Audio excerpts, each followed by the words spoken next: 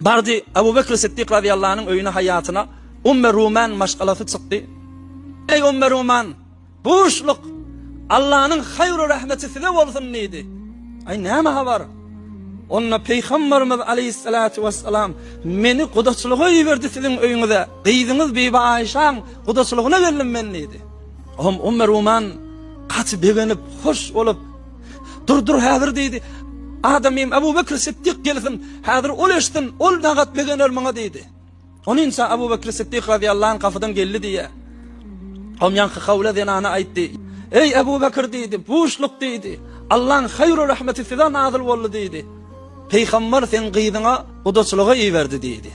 Ol ya Rabba vefa, ol aşık-ı sadık, ol aşık-ı biriya, tamam mal-i mülkünü, tamam darını, Peygamberzanın ayağının eteğine kurban eden Abu Bekr Siddiq, bunu eşitip, beğenip, hoş olup yani, kanat çıkarıp uçacak ol. Yöne şol beğenişlikdeni birden qama tebdil oldu diye. Birden Abu Bekr radıyallahu anh'ın renk yüzü ütkedi diye. Näme boldy? Men bu qyzymy mut'ametme adiga wa'da beripdim. Yo bolmaýar dedi. Hazır wagtlar ey hawla dedi. Hem sayesi kafir adamdı cemaat. Hem sayesi iman getiren naqdadır. İman getirecek adam değildi. Amma Abu Bekr Siddiq şu taada bir istetti durdu. Hazır bir hemsayamdan bir haber almasam cevabı belanı Peygamberzana beri bilecek değildi. Subhanallah. Her gözki seher bidardır. Eyyesinden oluş vardır. Halk peygamber, halk bidardır. Hepsi itibarsız erden. Halk peygamber, halk bidardır. Hepsi itibarsız adam. Ağızdan çıktı o. Va'dettin, kol verdin sen verecekti. Merde meydan gitti diye. Siz hazır oturun, men hemsayamdan bir haber alıp geleyim diye.